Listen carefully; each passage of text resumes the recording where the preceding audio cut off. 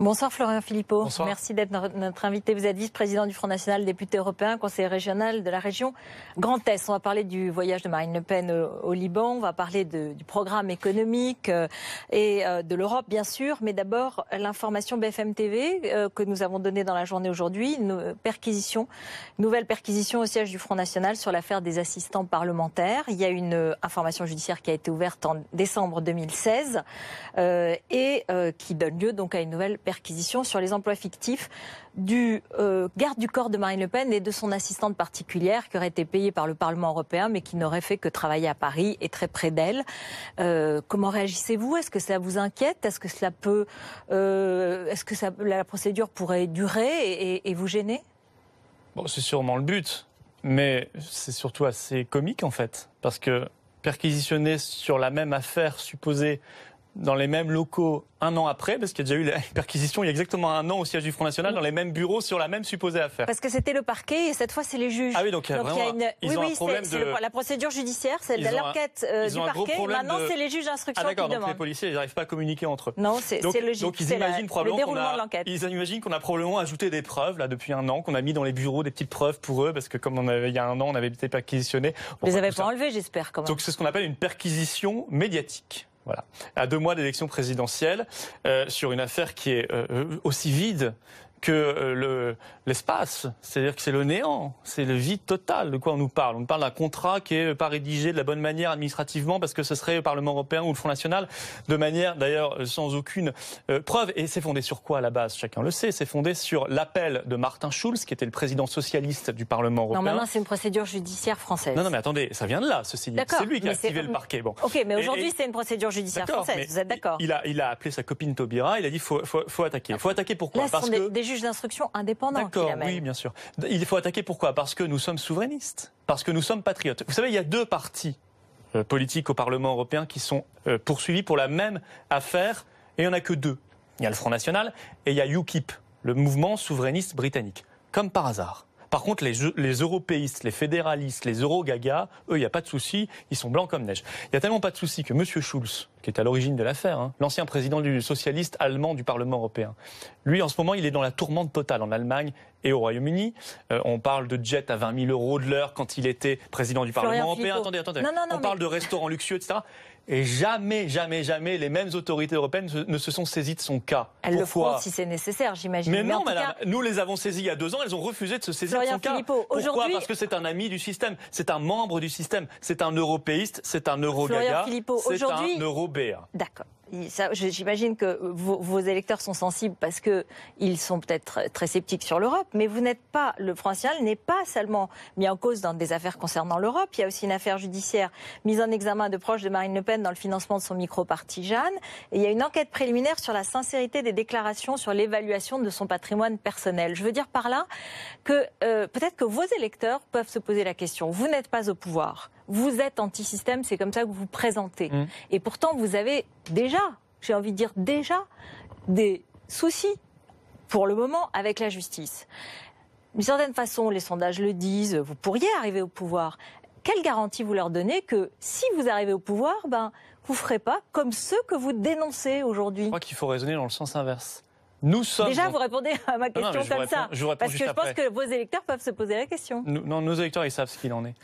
Nous sommes anti-système et toutes ces histoires ont commencé au moment des européennes, au moment où nous sommes devenus premier parti de France, que chacun se pose des questions. C'est à chaque fois au moment où Marine est le plus haut. Ce matin sort un sondage où elle est en hausse de 2 points dans les seconds tours. Elle arrive à des 44-45% au second tour. 44% face à François Fillon, 42% face à Emmanuel Macron. 2 points en 3 jours d'augmentation. Et évidemment, le système est en panique totale, Donc c'est au moment où le système est en panique totale qu'on nous sort ces affaires. Mais il n'y a jamais de condamnation. Il n'y a jamais rien. Il n'y a jamais même de suspicion d'enrichissement personnel. Alors ceux qui veulent faire l'amalgame général sur toutes les affaires en disant tout se vaut, tout est pareil. Non, tout ne se vaut pas et tout n'est pas pareil.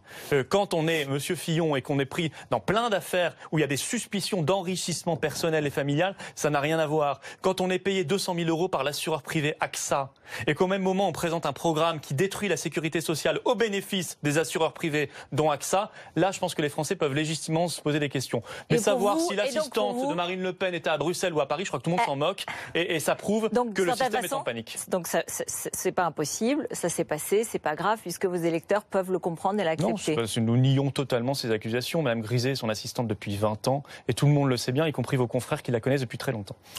La première rencontre officielle avec un chef d'État étranger en exercice, c'était aujourd'hui. Marine Le Pen au Liban avec Michel Aoun, une demi-heure. Ils sont d'accord sur le soutien pour Bachar al-Assad. Michel Aoun qui est proche du Hezbollah, qui gouverne avec eux. En revanche, le Premier ministre Saad Hariri, qui l'a reçu aussi, et c'est la première fois, en sortant de son rendez-vous, a fait un communiqué. L'erreur la plus grave serait l'amalgame entre islam et musulmans d'une part et terrorisme d'autre part. Les Libanais, les Arabes, comme la majorité du monde, considèrent la France comme la patrie des droits de l'homme et l'État républicain qui ne fait aucune distinction ethnique, religieuse ou de classe entre ses citoyens. Est-ce que ça peut être lu comme une forme de mise en garde ? Vous êtes reçu, mais enfin, on voudrait vous délivrer un message. Je crois que Marine aurait pu co-signer ce communiqué. C'est exactement ce qu'on a toujours dit. Nous avons toujours combattu l'islamisme, le fondamentalisme islamiste, et vous ne trouverez jamais une seule déclaration de Marine Le Pen qui dit qu'on a combattu une religion. On sait très bien faire la part des choses. Et ceux qui disent justement, qui entendent islam quand on dit islamisme, c'est qu'ils doivent se laver les oreilles. C'est qu'eux ont un problème, ou qu'eux font l'amalgame peut-être. C'est peut-être l'amalgame à l'envers. Nous n'avons jamais fait l'amalgame, mais il faut par contre combattre enfin le fondamentalisme islamiste, parce que ça n'a pas été fait. Que voit Marine Le Pen au Liban ? D'abord, elle voit deux pays qui sont en vraie amitié depuis longtemps. Parce que, par exemple, le Hezbollah, c'est pas des fondamentalistes islamistes pour vous. Mais parce que vous dites, il est proche du président Aoun. Vous le disiez pas quand c'est Macron qui allait visiter le Liban. Parce qu'il a vu Aoun aussi. Non, je suis pas sûr que vous l'ayez dit. Si. Ouais, vous êtes sûr? J'ai pas de traitement différencié. Quand c'était Macron, on n'a pas de traitement différencié. Non, c'est sûr, non. Non. Macron et Marine Le Pen sont traités de la même manière par les médias, chacun en est conscient. Mais je dis pas vous personnellement. Absolument. Mais oui, mais c'est tout à fait le sentiment qu'ont les Français en regardant la télévision. Ah bah oui. Macron a bénéficié d'un traitement difficile de la part des journalistes qui vont le titiller. Ils ont vu Marine Le Pen pendant combien de temps au meeting à Lyon. Ils ont vu un certain nombre d'interviews de Marine Le Pen. Et ils ont vu le meeting de Marine Le Pen largement traité. Et tous les soirs, ils mangent du Macron, matin, midi et soir. On leur explique que cet homme est formidable. Mais peu importe. Certains diront qu'ils mangent du Marine Le Pen. Allez. Par contre, Marine Le Pen, c'est vrai qu'elle n'a pas tout à fait le même traitement. Mais c'est bien, ça prouve qu'on est anti-système. Ça, c'est votre idée, c'est votre manière de présenter les choses. Marine Le Pen, elle a vu BFM TV, on traite tout le monde de la même façon. Je le sais. Marine Le Pen, elle a vu le chef d'État, elle a vu le Premier ministre, elle a vu le ministre des Affaires étrangères, elle a vu le maire également, et elle est venue rappeler quoi ? Qu'il y a une grande amitié entre nos deux peuples, d'abord. Elle est venue aussi apporter son soutien au Liban, qui est face à une crise humanitaire terrible avec les réfugiés syriens. Est-ce que demain, nous, on souhaite la même évolution, la même libanisation du pays, la séparation entre communautés ethnico-religieuses ? Bon, non, bien sûr que non. Mais il est temps d'agir. Parce que si on n'agit pas, et si on continue comme cela, évidemment, on va aller vers cela. Je vous dis là ce que David Rachlin dit sur une autre chaîne de télé en ce moment. Il faut que nous luttions contre la montée du fondamentalisme islamiste, que nous luttions pour l'assimilation républicaine. Et pour cela, il faut qu'on arrête l'immigration massive. Et d'accord. Et vous êtes ceux qui mettez en rapport avec l'immigration massive, comme vous dites. Et Nicolas B, sur ce plateau avec Laurent Neumann, a eu une phrase qui était fausse à ce propos, puisqu'il a dit que tous les terroristes étaient des immigrés, ce qui était faux. Peut-être pas des immigrés, mais en lien avec l'immigration. Non. Il a dit il y a des Français qui, hélas, sont terroristes. Et des Français, comment les appelez-vous ? Des Français qui ne sont pas issus de l'immigration et qui sont aussi des terroristes. Vous savez, hélas. L'islamisme... Nous sommes bien d'accord pour le déplorer. L'islamisme n'est pas tombé un malheureux jour sur la France par hasard. Il est venu pourquoi ? Parce qu'on a vu des mosquées radicales fleurir sur notre territoire et qu'on ne les a pas fermées. Il faut les fermer. On a vu nos frontières grandes ouvertes à cause de Schengen. Alors Schengen, justement là-dessus, Schengen, ça me donne l'occasion. Oui, mais justement, c'est intéressant. Pourquoi ça a un lien ? Parce que ces gens-là sont venus apporter le fondamentalisme islamiste dans notre pays. Florian Philippot, sur Schengen, il y a eu une discussion au Parlement européen. Les députés, jeudi dernier, étaient appelés à voter un renforcement des contrôles d'identité aux frontières de l'espace Schengen. Un vote auquel n'a pas pris part Marine Le Pen, auquel vous avez pris part, mais auquel un autre de vos élus a voté contre. Enfin, on a un problème de cohérence. Vous êtes contre Schengen, très bien. Il y a un vote en Europe pour renforcer les contrôles de Schengen et il y a des votes totalement différents et Marine Le Pen n'y va pas. C'est quand même bizarre, non ? Vous savez, moi, Schengen, c'est niet. Ni Schengen moins, ni Schengen plus. Donc vous avez voté contre ? Non, je me suis abstenu. parce que sur le principe, moi je veux plus de contrôle, mais je ne fais pas confiance une seule seconde à Schengen et je ne veux pas donner quitus à Schengen. Pourquoi est-ce qu'elle n'a pas pris part au vote ? Parce qu'elle n'était pas là, parce qu'elle faisait autre chose. Et vous n'avez pas échappé qu'elle était en campagne présidentielle. Bon, elle est intervenue, elle, sur le CETA. Par exemple, Mélenchon n'est pas intervenu. Bon, voilà, elle est intervenue pour combattre... Le traité d'union avec le Canada. Exactement, le traité de libre-échange entre le Canada et l'Union européenne, qui est une catastrophe pour notre agriculture et notre industrie. On ne veut pas de Schengen, ni Schengen 2 comme Fillon, ni Schengen comme Macron, etc. On veut des frontières nationales. On veut sortir de Schengen, on veut pouvoir maîtriser nos frontières nationales. Ce qui est pas la mer à boire, c'est ce que font 95% des pays du monde, avoir des frontières nationales, les maîtriser et donc recruter également 6000 douaniers sur le quinquennat. On peut parler un instant le sentiment qu'il peut y avoir. Vous le disiez, Marine Le Pen, très bon chiffre et très bon sondage aujourd'hui, avec une avancée au deuxième tour. On a envie de savoir ce qui se passerait si elle était élue. C'est-à-dire qu'on voit en ce moment qu'il y a une montée des taux d'intérêt et que dès l'élection de Donald Trump, il y a eu une montée des taux d'intérêt français, et européens. Et puis là, on a l'impression qu'il y aura une montée des taux d'intérêt immédiatement si Marine Le Pen était élue. Donc, pour les Français concrètement, ça voudrait dire que pour emprunter pour leur logement, pour rembourser leur crédit, tout de suite, si Marine Le Pen est élue, eh bien, ça va leur coûter beaucoup plus cher. Est-ce que vous avez prévu cela ? Comment y répondez-vous ? D'abord, les taux d'intérêt augmentent dans le monde entier. Donc je sais que Marine a une stature mondiale, mais de là à être capable d'influer sur le taux d'intérêt américain, les économistes appellent cela le spread Marine Le Pen. Oui, les économistes partisans, les militants habituels. Il y a des économistes sérieux qui disent pas du tout cela. Voilà. Donc ça augmente pourquoi ? Parce que le pétrole augmente, vraie raison, et parce qu'effectivement il y a une politique de relance avec Trump et donc ils anticipent évidemment un peu plus d'inflation, donc ça fait augmenter les taux. Le spread, on dit l'écart de taux France-Allemagne, on essaie de faire peur aux Français là-dessus, il est le même qu'avant 2015. Et je n'ai pas souvenir que Marine Le Pen était présidente de la République, malheureusement, avant 2015. Justement, ça aurait été mieux que M. Hollande. Il a baissé et les Français sont très contents d'avoir des taux d'intérêt très bas. Il était plus haut. Mais là, il remonte parce que le pétrole remonte et parce qu'il y a la politique américaine. Maintenant, on a essayé d'agiter les mêmes peurs, la même théorie de l'apocalypse vis-à-vis des Britanniques avant le Brexit. On leur a dit attention, si vous votez le Brexit, ça va être l'explosion financière, la catastrophe économique.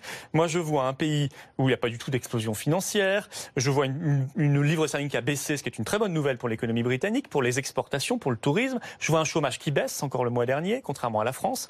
Et je vois une économie qui croît le plus fortement parmi le G7. C'est l'économie britannique qui a la plus forte croissance économique de tout le G7. Donc l'apocalypse, ce sont les menteurs et ceux qui essaient de faire en sorte que jamais rien ne bouge. Mais vous confirmez qu'il peut y avoir une augmentation des taux et donc les Français peuvent avoir cette question à avoir. Parce que ils peuvent aussi avoir une augmentation des prix parce que vous taxez les produits de 3%, les produits importés. Or, parmi... Attendez. Il y a une taxe de 3% sur les produits importés. Oui, mais pour financer quoi ? Vous le dites pas. Non, mais d'abord, je parle du point de vue des Français. Qu'est-ce que ça veut dire ? Ça veut dire je parle aux Français. C'est-à-dire que les produits qui vont consommer et qui sont les 25 produits les plus consommés en France sont des produits importés. Votre iPhone, peut-être votre machine à laver, peut-être votre téléviseur. Ils vont augmenter parce que vous allez augmenter le prix des produits importés. 15% Est-ce que ça, c'est bien clair pour les Français, c'est tout ? Oui, mais vous ne dites pas la contrepartie, c'est bizarre. 15% de la consommation des Français sont des produits importés. 15%. Donc ça sera une inflation une hausse des prix tout à fait marginale. Mais ça finance quoi ? Ça finance une prime de pouvoir d'achat qui sera distribuée immédiatement, automatiquement à tous les Français, salariés, chômeurs, retraités, qui gagnent moins de 1 500 € par mois. C'est à peu près 1 000 € par an de prime de pouvoir d'achat. Parce qu'il y a une urgence du pouvoir d'achat dans notre pays. Voilà. Maintenant, vous savez, les investisseurs, ils investissent dans les pays qui se portent bien économiquement. Donc nous souhaitons que la France se porte mieux, parce qu'elle se porte très très mal. Moi, je veux bien qu'on reçoive des leçons de ces économistes militants, mais s'ils étaient bons, ça se saurait. Ça fait des décennies qu'ils conseillent tous les gouvernements français, de droite et de gauche, et que nous avons 6 millions de chômeurs aujourd'hui, une croissance en berne. Il faut une économie qui se porte bien, avec le patriotisme économique, avec le protectionnisme intelligent face à la concurrence déloyale, lutter contre les délocalisations. Ce sont des mots. Non, ce qui est vrai, c'est la réalité qui peut intervenir le lendemain d'une élection possible de Marine Le Pen. La réalité, c'est que par exemple, là, Whirlpool délocalise 300 emplois de Amiens, usine rentable pourtant, vers la Pologne. Et Amazon crée 1 500 emplois aujourd'hui en France. Mais vous voyez, donc... Mais tout ne se vaut pas. Ah oui, les ouvriers de Whirlpool, ils vont pas aller demain chez Amazon. C'est pas sûr, il y a des emplois non qualifiés, ils l'ont dit aujourd'hui. Moi, j'étais dans la Somme. C'est aussi ça la mondialisation. J'étais dans la Somme il y a 3 jours. Malheureusement, ça se passe pas. C'est pas la magie comme ça, comme vous le dites. En tout cas, il y a aussi des aspects positifs. Aujourd'hui, 1 500 emplois annoncés par Amazon. La mondialisation, malheureusement, n'est pas heureuse. Et les Français le savent. Il faut s'en protéger. Elle existe, mais il faut s'en protéger comme le font les autres pays. Donc, vous voyez, moi, cette usine-là, Whirlpool, elle peut délocaliser en Pologne ? Très bien. Eh bien, écoutez, tout ce qui sera produit en Pologne et revendu sur le territoire français sera taxé de 35%. C'est cette politique dissuasive qu'il faut mettre en place. Parce qu'il n'y avait pas de raison de la délocaliser, cette usine. Elle vend en France et elle était rentable. Donc c'est honteux d'aller délocaliser en Pologne pour vendre en France. Je voulais savoir, peut-être crise financière éventuelle, ça fait partie de ce que vous dites, les économistes militants qui s'en inquiètent, mais en tout cas, il y a une question. Est-ce qu'il n'y a pas un risque aussi de crise institutionnelle? Je m'explique. Premièrement, Marine Le Pen prévoit de faire un référendum sur l'Europe, la sortie de l'Europe, après son élection. C'est tout bête, mais si jamais les Français les lisent pour elle, pour son programme, notamment sur l'immigration, sur la sécurité, mais pas vraiment sur l'Europe, et qu'ils disent non sur l'Europe, qu'est-ce qui se passe? Ils les lisent d'abord sur tout son programme, et même, à supposer, je prends votre raisonnement, il y a des Français qui l'ont élu que sur l'immigration. Mais Marine Le Pen leur explique pendant la campagne et leur expliquera en tant que présidente de la République que de toute façon, si on est dans cette Europe sans frontières, dans cette Union européenne de Schengen et sans frontières, même la question de l'immigration ne pourra pas la régler du tout. Donc, je veux dire, tout est cohérent. On peut ni régler la réindustrialisation, ni régler l'immigration, ni régler la pauvreté. On peut rien régler dans le contexte de l'Union européenne. Rien du tout. Et tous ceux qui disent l'inverse, tous ceux qui font des promesses aujourd'hui, les Macron, les Fillon, les Hamon, etc., qui vous promettent la Lune ou les Mélenchon, tout en disant « mais on va rester dans les contraintes de l'Union européenne », mais ce sont des menteurs. Ce sont des menteurs. Autre question, elle serait élue, mais certains disent qu'elle n'aurait pas de majorité aux législatives. Et du coup, pareil, même question, est-ce qu'il n'y aurait pas une forme de chaos, une forme de crise institutionnelle parce que elle n'aurait pas d'alliance, parce qu'elle n'aurait pas de personnalité suffisamment forte aux législatives et les partis installés en auraient plus de députés. Est-ce que ça, c'est quelque chose auquel vous réfléchissez ? Oui, mais bien sûr, j'invite chacun... Une cohabitation possible. Moi, je l'ai découvert il n'y a pas longtemps, parce que j'étais pas né. Donc j'ai regardé le débat de second tour de 74 et 81, Giscard-Mitterrand. Et au tout début des deux débats de second tour, Giscard fait exactement cette objection à Mitterrand, en disant « si vous êtes élu, ce sera le chaos parce que vous n'aurez pas de majorité aux législatives ». Il avait un parti et il avait... en 81, Mitterrand a gagné et il y a eu une vague rose. Donc non seulement il a eu sa majorité, mais il a eu une super majorité à l'Assemblée nationale. Et ce sera exactement la même chose. Il y aura une vague bleu marine. Pourquoi ? Parce que les législatives suivent la présidentielle de 6 semaines. Les Français confirmeront leur choix. S'ils élisent Marine, c'est qu'ils lui ont donné plus de 50% des voix. C'est considérable. Donc ils vont vouloir ensuite qu'elle applique son programme. Et ils lui donneront une majorité. Et d'autant que nous ouvrirons, nous, les bras à tous les patriotes. Mais ils ont dit non, qu'ils viennent de la droite ou de la gauche. Nicolas Dupont-Aignan, Henri Guénaud, ils ont dit non. Ils veulent pas. Ah, mais vous savez, ils disent non en février parce qu'ils sont candidats, je les respecte. Mais que diront-ils en avril, en mai, en juin? Puis il n'y a pas que. Heureusement, il n'y a pas que. J'ai une toute dernière question parce qu'on parlait du Brexit quand même. J'ai vu aujourd'hui que Oxford, la grande université britannique, s'inquiétait du Brexit et dans cette perspective, parce que pour le moment le Brexit n'est pas encore rentré en application, pas juridiquement. N'est pas juridiquement, donc les conséquences ne sont pas encore visibles et vivables. Elles sont anticipées par le monde économique. Oui, mais elles ne sont pas concrètes. Et en l'occurrence, Oxford est en discussion pour s'établir à Paris à partir de 2018, selon le Daily Telegraph. Donc, vous voyez, peut-être que du coup, si jamais vous faisiez le Frexit, il y aurait la Sorbonne qui voudrait aller, je ne sais où, peut-être en Espagne ou en Italie. Non, je ne crois pas du tout. Et donc, ça serait la fuite des cerveaux, ça serait inquiétant. Pour l'instant, ce sont malheureusement les cerveaux français qui quittent la France. Et il n'y a pas de Frexit. Chaque année, on a des jeunes super bien, super diplômés, super qualifiés qui partent massivement aux États-Unis, au Canada, au Royaume-Uni. Comment vous répondez donc, le problème, Oxford, nous, on va essayer de réattirer les cerveaux français par des salaires plus élevés, des perspectives de carrière et en faire un pays d'innovation.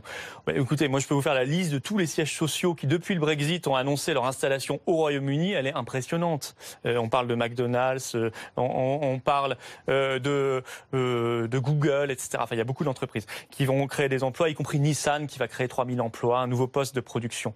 Non, il faut pas faire peur aux gens.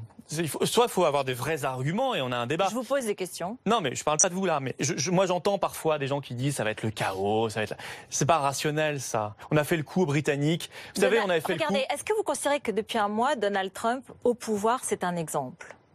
Mais c'est pas, moi, ça n'a jamais été mon exemple. Je dis que pour la France, c'était mieux parce qu'au moins, on a échappé au traité transatlantique. C'est une très bonne chose. Mais on a échappé au bœuf aux hormones américains dans nos assiettes. Sa gouvernance, sa manière de traiter les médias, son fonctionnement. Ah oui, mais non, mais attendez. Les médias ne l'aiment pas parce que c'est vrai qu'ils n'aiment pas les médias et inversement. Oui, mais ils bousculent les médias. Est-ce que sa gouvernance n'est pas chaotique aujourd'hui? Je ne crois pas du tout. Je pense vous savez, on nous fait des reportages à chaque fois sur ce qui ne va pas.